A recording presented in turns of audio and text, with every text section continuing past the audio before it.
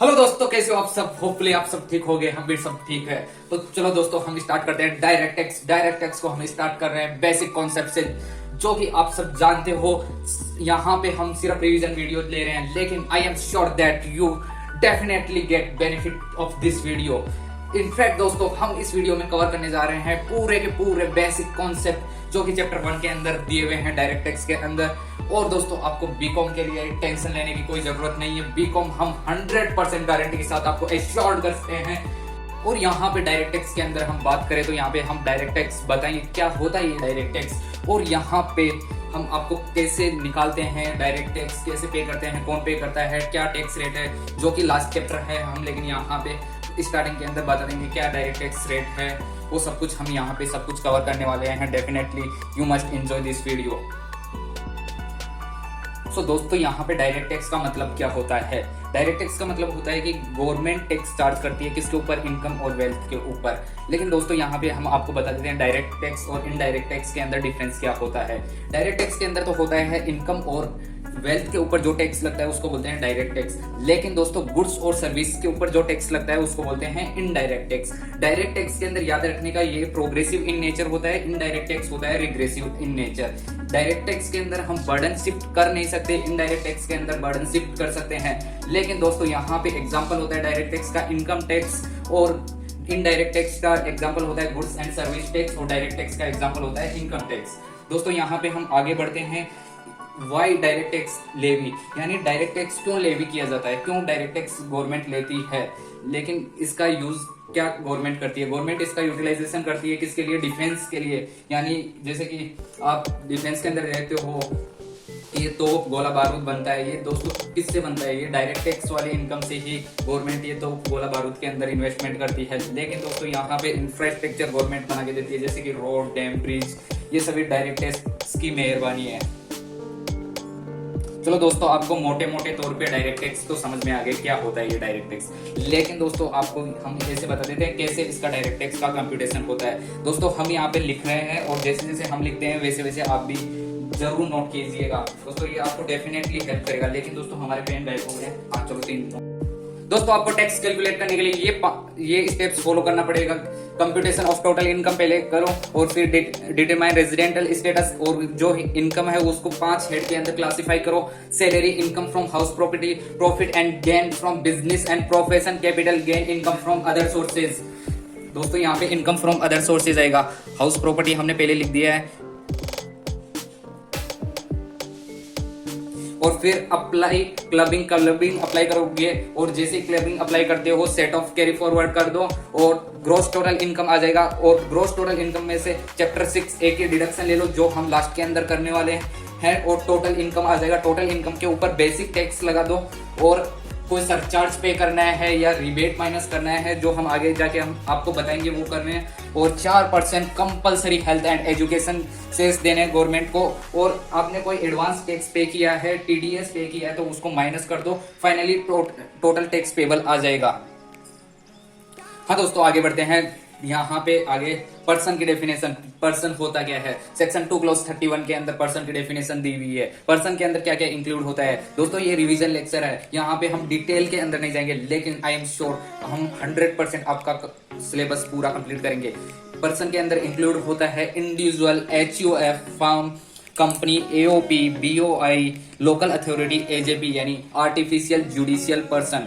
यानी once again, individual, HUF, firm, company, AOP, BOI, local authority, AJP। अब जाते हैं हम नेक्स्ट कॉन्सेप्ट पे, व्हाट इज प्रीवियस ईयर। दोस्तों, ये प्रीवियस ईयर होता क्या है। प्रीवियस ईयर का मतलब होता है immediately preceding to the assessment year, यानी वो वाला साल जो कि असेसमेंट ईयर के पहले वाला है। जैसे कि असेसमेंट ईयर इस बार है 2022-23, और इसका प्रीवियस ईयर माना जाएगा 2021-22। दोस्तों, इसका प्रीवियस ईयर माना जाएगा 21-22। और प्रीवियस ईयर का मतलब होता है फाइनेंशियल ईयर, जिसके अंदर हम इनकम कमाते हैं, और असेसमेंट ईयर के अंदर टैक्स पे करते हैं दोस्तों, जिसके अंदर इनकम कमाते हैं, और दोस्तों असेसमेंट ईयर के अंदर टैक्स पे करते हैं। दोस्तों, यहाँ पे आगे वाला कॉन्सेप्ट आता है असेसमेंट ईयर। ये असेसमेंट ईयर होता क्या है। असेसमेंट ईयर वो साल होता है जिसके अंदर हम टैक्स पे करते हैं। दोस्तों, वो साल होता है जिसके अंदर हम टैक्स पे करते हैं। दोस्तों, प्रीवियस ईयर का मतलब आप समझ गए हैं। जिसके अंदर हम इनकम कमाते हैं। असेसमेंट ईयर के अंदर हम इनकम के ऊपर टैक्स पे करते हैं गवर्नमेंट को। लेकिन दोस्तों कितना टैक्स पे करना है वो रेट तो हम आपको बताते हैं, जो कि हर साल निर्मला सीतारमण जी बजट के अंदर पेश करती है, और इस बार भी कुछ ऐसे ही पेश किया है। तो दोस्तों यहाँ पे टैक्स कैसे लिया जाता है, तो दोस्तों यहाँ पे टैक्स लिया जाता है स्लैब रेट के हिसाब से। तो यहाँ पे रेजिडेंट इंडिविजुअल जिसकी उम्र 60 साल से कम है उनको हमने अलग बॉक्स में रखा है। यहाँ पे 3 के अंदर हमने बाइफर्केशन किया है, first second third. First case के अंदर क्या है, रेजिडेंट इंडिविजुअल है जिसकी उम्र है 60 साल से कम, और HUF है, AJP है, AOP है, BOI है, और सुनो दोस्तों नॉन रेजिडेंट है। तो दोस्तों किसके अंदर आएंगे, केस 1 के अंदर, जहां पे बेसिक एग्जम्पशन लिमिट है 2.5 लाख रुपए, बेसिक एग्जम्पशन लिमिट है 2.5 लाख रुपए, और 2.5 लाख 1 रुपया भी हो गया। 2.5 लाख से लेके 5 लाख तक 5% टैक्स लगेगा, और 5 लाख से लेके 10 लाख तक लगेगा 20%, और 10 लाख से ऊपर इनकम कमाई है तो दोस्तों लगेगा 30%। लेकिन दोस्तों रेजिडेंट इंडिविजुअल है और उसकी उम्र 60 साल से ज्यादा है, या तो 60 साल है या 60 साल से ज्यादा है ड्यूरिंग द प्रीवियस ईयर, उसको मान लिया जाएगा सीनियर सिटीजन यानी बूढ़ा मान लिया जाएगा उसको। वहां पे बेसिक एग्जम्पशन लिमिट आ जाएगा 3 लाख रुपए। दोस्तों वो बूढ़ा है तो उसके दवाई पानी का खर्चा भी ज्यादा हो जाएगा, तो उनको बूढ़े लोगों को यानी जिसकी एज 60 या 60 साल से ज्यादा है उनको बेसिक एग्जम्पशन भी ज्यादा दिया है, और दोस्तों उनके ऊपर टैक्स लगेगा 5% टैक्स लगेगा। 3 लाख 1 रुपये यानी 3 लाख से इनकम ज्यादा है और 5 लाख से कम है तो 5%, और 5 लाख से 10 लाख तक 20% लगेगा, और 10 लाख से ऊपर ज्यादा इनकम है तो 30%। लेकिन दोस्तों यहाँ पे रेजिडेंट इंडिविजुअल है, उसकी उम्र 80 साल या 80 साल से ज्यादा any time during the previous year, तो दोस्तों वो मान लिया जाता है सुपर सीनियर सिटीजन। उसके ऊपर बेसिक एग्जम्पशन लिमिट आती है 5 लाख रुपए। दोस्तों वो इतना बूढ़ा आदमी है जिसकी दवा दारू का खर्चा बहुत ज्यादा बढ़ जाएगा, तो गवर्नमेंट ने भी ऐसा ही दिया है उसको। 5 लाख तक वो इनकम कमाता है तो उसको पूरे का पूरा टैक्स नहीं लगेगा। दोस्तों जैसे ही वो 5 लाख से ऊपर इनकम कमाता है तो उसके ऊपर 20% यानी 5 लाख से लेके 10 लाख तक कमाता है तो 20% टैक्स लगेगा, और 10 लाख से भी ऊपर कमा रहा है तो दोस्तों वहां पे उसको जवान ही मान लिया जाएगा यानी 30% टैक्स लगेगा। दोस्तों बूढ़ा नहीं माना जाएगा, उसके ऊपर 30% टैक्स लगेगा। दोस्तों यहाँ पे हम एक एग्जाम्पल भी कवर करते हैं। तो यहाँ पे मिस्टर अज्जू भाई जो कि टोटल गेमिंग चैनल का फाउंडर एंड CEO है, मिस्टर अज्जू भाई जिसकी उम्र है 25 साल, जिसकी टोटल इनकम कितनी है एक साल की 15 लाख रुपए। दोस्तों वैसे तो उसकी इनकम ज्यादा है, हम अज्यूम कर रहे हैं कि उसकी इनकम 15 लाख रुपए है, तो यहाँ पे कितना टैक्स पे करना होगा उसको। तो दोस्तों यहाँ पे कितना टैक्स पे करना होगा, तो हम यहाँ पे इसको सोल्व करते हैं। बेसिक एग्जम्पशन लिमिट है 2.5 लाख रुपए, तो 2.5 लाख तक तो क्या हो जाएगा, नील टैक्स हो जाएगा। जैसे ही दोस्तों इसकी 2.5 लाख से ज्यादा इनकम होती है, 2.5 लाख 1 से लेके 5 लाख तक है, तो हो जाएगा 5% ऑफ 2,50,000। तो 5% कितना होता है 2,50,000 का, 12,500। और दोस्तों 5 लाख से 10 लाख तक 20% ऑफ 5 लाख यानी कि 1 लाख रुपया। और दोस्तों इसकी 10 लाख से ऊपर कितनी इनकम है, जो कि 10 लाख से ऊपर अबाउ 10 लाख 5 लाख रुपए पे 30%,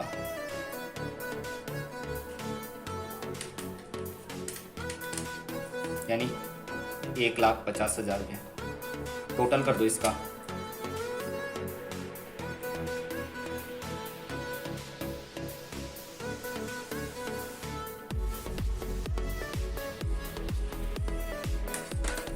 अभी ये दोस्तों बेसिक टैक्स आया है, not a total tax, this is basic tax आया है ये दोस्तों।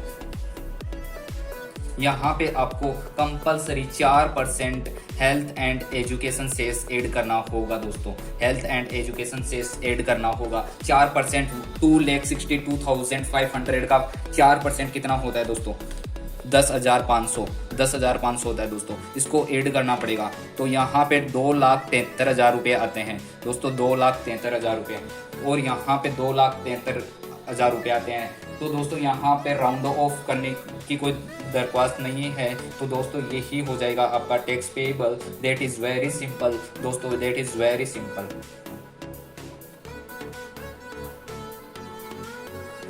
हमने दोस्तों यहाँ पे इतनी their individual, HUF, AJP, BOI इनकी बात की थी, लेकिन दोस्तों अब यहाँ पे टैक्स रेट की बात कर लेते हैं।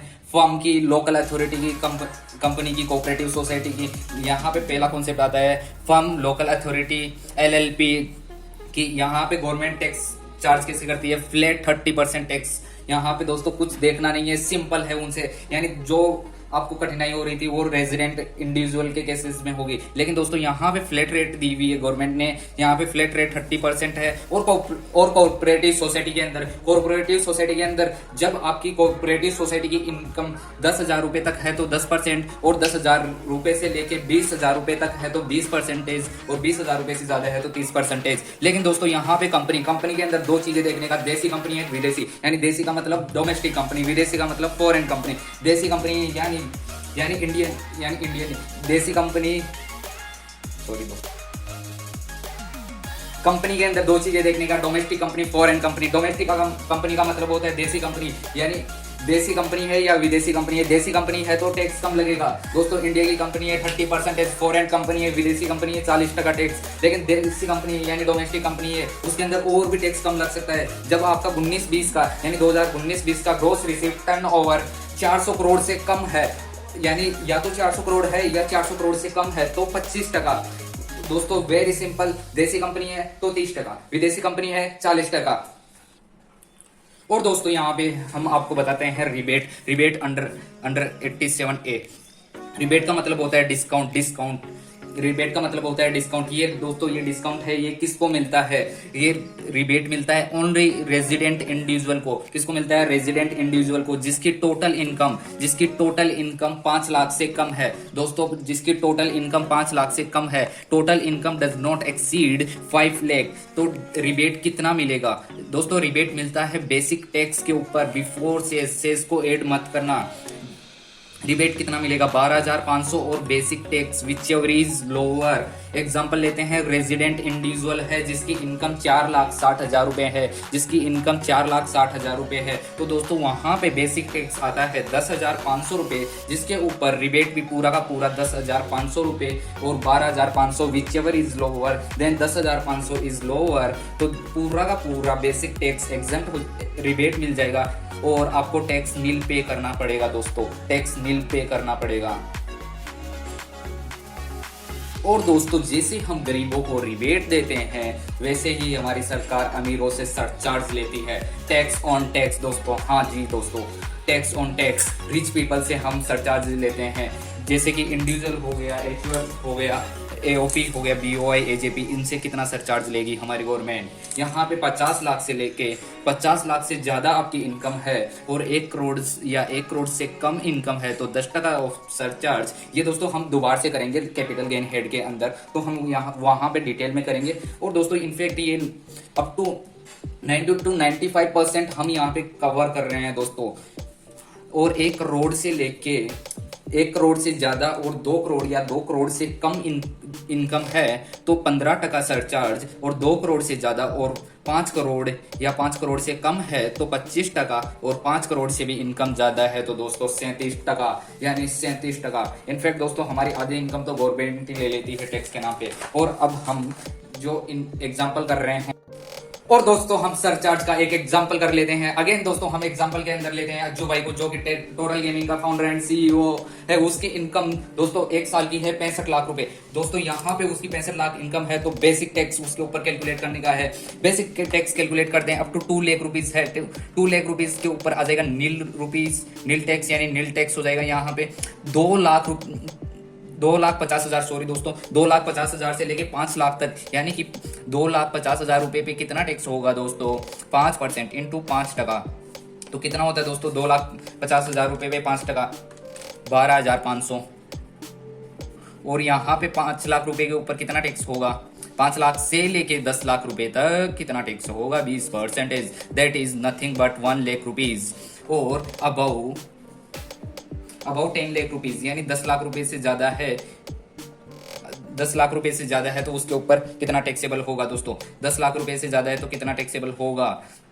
वहां पे दोस्तों 30% आ जाएगा। लेकिन दोस्तों उसकी इनकम कितनी थी? 65 लाख रुपए थी। 65 लाख में से 10 लाख हटा दो, यानी कि 55 लाख रुपए पे 30%, यानी हाउ मच? 55 लाख पे 30%, 16,50,000, 16,50,000 रुपये होगा। और 16,50,000 में 1 लाख प्लस 12,500 ऐड करते हैं तो 17,62,500। This is nothing but basic tax, this is nothing but basic tax. अब बेसिक टैक्स हमने कैलकुलेट कर लिया है दोस्तों। अब बारी आती है सरचार्ज की, और उसकी टोटल इनकम जो कि 1 करोड़ रुपए से कम है और 50 लाख रुपए से ज्यादा है, तो सरचार्ज दोस्तों इस केस के अंदर आ जाएगा 10%। 10% सरचार्ज ऐड कर दो, कितना हो जाएगा? 17,62,000 का 10% सरचार्ज होगा 1,76,250 रुपए, 1,76,250 रुपीज आ जाएगा टोटल अपना 19,38,750। और यहाँ पे दोस्तों हर एक केस के अंदर आपको दहेज नहीं भूलने का है, जो कि गवर्नमेंट लेती है हेल्थ एंड एजुकेशन सेस के नाम से।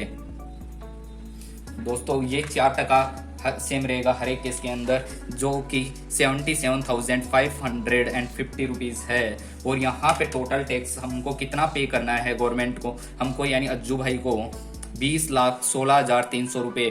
दोस्तों यहाँ पे 20,16,300 रुपीज अज्जू भाई को गवर्नमेंट को टैक्स पे करना है, जिसके अंदर उसकी इनकम थी 65 लैक्स। 65 लैक्स में से 20,16,300 रुपए वो गवर्नमेंट को पे करेगा, तो नाएगा निचोड़ेगा क्या दोस्तों? इतना गवर्नमेंट को पे करना ही पड़ेगा टैक्स।